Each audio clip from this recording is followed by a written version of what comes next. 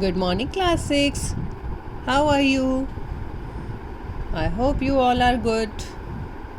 Okay. Today we are going to read a poem, and the name of the poem is A House, a Home. What is the name of the poem? A House, a Home. Written by Lauren M. Hulley. Lorraine. Lauren M. Hulley. Okay, what is the name of the poet? Lauren M. Hulley. And what is the name of the poem? A House, a Home. What is the difference between a house and a home? Discuss it with your partner. Then read the poem. कि you have to discuss with your partner कि what is the difference house, home. हम तो घर के लिए दोनों words को use करते हैं, हाउस भी यूज़ करते हैं, होम भी यूज़ करते हैं. Then what is the difference? Okay, so students, let's read the poem. Then you will know कि what is the difference. What is a house? It's brick and stone and wood that's hard, some window glass and perhaps a yard. It's eaves and chimneys and tile floors and stucco and roof and loads of doors. Okay, what is a home? It's loving and family and doing for others. It's brothers and sisters and fathers and mothers. It's unselfish acts and kindly sharing and showing your loved ones you are always caring. Okay, firstly we have to read the poem. Now there is a brief summary of the poem. What is the name of the poem? A House, a Home. Who is the poet? Lauren M. Hulley. In this poem, the poet artistically draws a parallel between a house and a home in the poem. क्या किया है poet ने? बहुत ही artistically, मतलब उसके अंदर जो एक आर्टिस्ट की कला है उससे उसने ड्रॉ किया है एक parallel. Okay, parallel like this, जैसे आप मैथ्स में भी पढ़ते हो. Parallel between a house and a home. Okay, now what is a house? A house is a constructed place made of bricks, stones, wood, etc. It is equipped with chimneys, tile floors, roof and doors. Okay? एक house होता है वो किससे constructed होता है? उसको बनाने के लिए क्या क्या चाहिए? Bricks, stone, wood. उसमें क्या क्या होता है?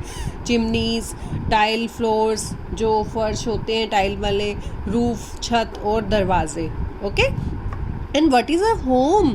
A home, on the other hand, is built out of love and affection for others. It is not made of materials but of family bonds. जो एक होम होता है दूसरी तरफ, वो किससे बनता है? लव एंड अफेक्शन से. किसके लव एंड अफेक्शन से? जो हमारे दूसरे फैमिली मेम्बर्स होते हैं. It is not made of materials. Materials मतलब ये ब्रिक, स्टोन, वुड, इस तरह के मटेरियल से नहीं बनता, बल्कि ये किससे बनता है? फैमिली बॉन्ड से, फैमिली टुगेदरनेस से, कि how we are caring for others, what are the things we are sharing for others, है ना? This is the thing. Okay, firstly we will read the poem. I will explain you, but there are new words and meanings. Okay, first word is yard. Yard, it is a flat open area of ground surrounded by buildings or walls.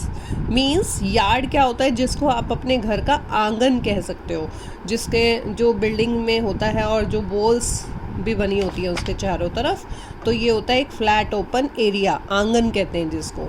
Back yard होता है, front yard होता है, court yard होता है जिसको कहते हैं। Okay, next is eaves, EAVES, eaves, the part of a roof that meets or overhangs the wall of a building. मतलब जो बिल्डिंग की वॉल होती है उसके ऊपर से और आगे से निकलता है वो, मतलब कि जिसको कह सकते हो आप हिंदी में छज्जा, जो कि छत से थोड़ा सा आगे बढ़ जाता है। पार्ट ऑफ अ रूफ जो मिलता कहाँ से है, एक ओवरहैंग की तरह मिलता है, किससे, बिल्डिंग की वॉल से। दिस इज आंगन, दिस इज लाइक ओवरहैंग्स, छज्जा। Okay, next is stucco. Stucco means fine plaster used for coating wall surfaces. जब हमारा नया नया एक हाउस बन रहा होता है, तो आपने देखा होगा कि जो उसकी वॉल्स होती हैं पहले वो ब्रिक्स होती हैं, दिख रही होती हैं उसमें ब्रिक्स, लेकिन उसके बाद क्या होता है, वहाँ पे एक सीमेंट से प्लास्टर हो जाता है ना, that is called stucco. Okay, unselfish. Unselfish means help others but don't want anything, कि हमें दूसरों की हेल्प तो करते हैं लेकिन फिर हमें कुछ नहीं चाहिए उसके बदले में, एज अ रिज़ल्ट। कि अनसेल्फिश मतलब कि हमें सेल्फिश नहीं होना कि मैं करूँगा तो मुझे मिलेगा, no, we have to help others but don't accept anything from them, but don't want anything from them.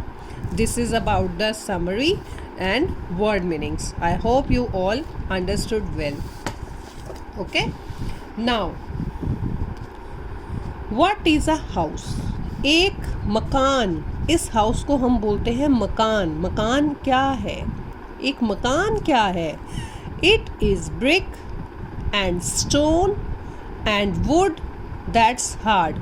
Brick यानी कि ईंटें, stone यानी कि पत्थर, wood लकड़ी जो कि हार्ड होती है, वो सब वहाँ पर उससे बना होता है। ठीक है, it is constructed with brick, stone, wood that is hard. Some window glass, आपने अपने घर में भी देखा होगा कि कुछ विंडोज़ के ऊपर क्या लगे होते हैं, ग्लास, कांच लगा होता है।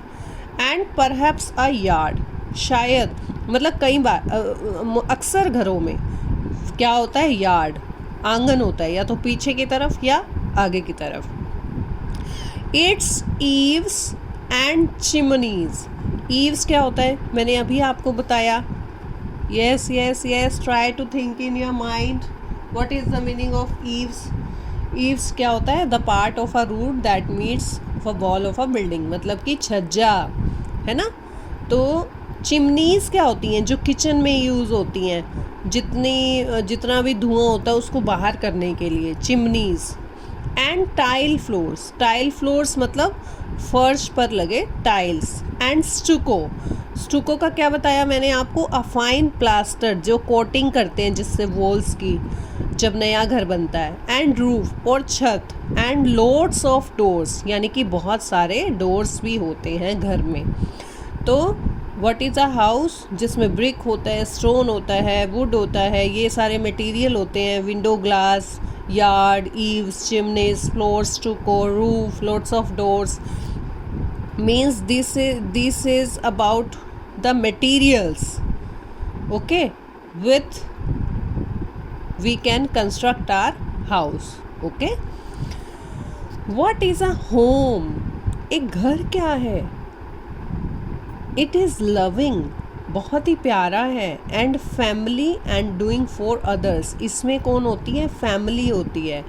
इसमें मेंबर्स होते हैं like brothers, sisters, fathers, mothers, जो कि दूसरों के लिए हमेशा कुछ कुछ करते रहते हैं। ठीक है, एक घर होता है जो कि बहुत ही लवली होता है, उसमें एक स्ट्रॉन्ग बॉन्ड होती है। जितने भी घर के मेंबर्स होते हैं उनके सब में आपस में बहुत ही एक दूसरे के लिए बॉन्ड होती है, बहुत ही वो एक दूसरे के लिए केयरिंग होते हैं, लविंग होते हैं। इट्स अनसेल्फिश एक्ट्स, इट्स मतलब इसमें किए गए, अनसेल्फिश जैसे मैंने आपको बताया कि कुछ होते हैं सेल्फिश, मतलब कि अगर हमने कुछ किया है तो हमें भी कुछ रिजल्ट चाहिए, लेकिन अनसेल्फिश कि we are doing for others but don't expect for the result, means don't want something in return of the act, ठीक है। एंड काइंडली शेयरिंग, और क्या कर रहे हैं, शेयर करते हैं। And showing your loved ones, और दिखाते हैं अपने बहुत ही प्रिय को, अपने परिवार के प्रिय को। यू आर ऑलवेज केयरिंग, कि क्या हैं आप उनके लिए हमेशा, उनके लिए बहुत ही ज़्यादा केयरिंग, मतलब हेल्पफुल, बहुत ही केयर करते हैं आप उनकी। This is the difference between the house and the home. Okay, now there is exercise.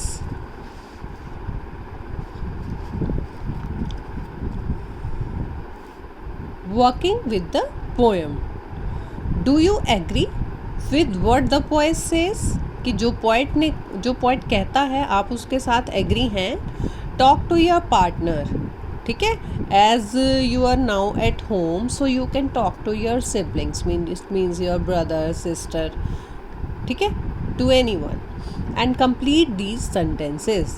A house is made of, जो एक मकान होता है वो किससे बनता है. A house is made of, fill करना है, पूरा सेंटेंस कंप्लीट करना है. इट हैज़, इसमें क्या होता है, मतलब इट हैज़ मतलब इसमें किस किस तरह की फैसिलिटीज़, क्या क्या चीज़ें होती हैं, लाइक डोर्स, विंडोज़, है ना, यार्ड, और क्या क्या था. Yes, very good. There was stucco, eaves, है ना, these kind of facilities. A home is made by, घर किससे बनता है वो आपको इसमें क्लियर करना है, सेंटेंस को कंप्लीट करना है. इट हैज़, इसके अंदर क्या होती है, शेयरिंग, केयरिंग, लव, अफेक्शन, है ना. So this is the exercise that you have to do after reading the poem.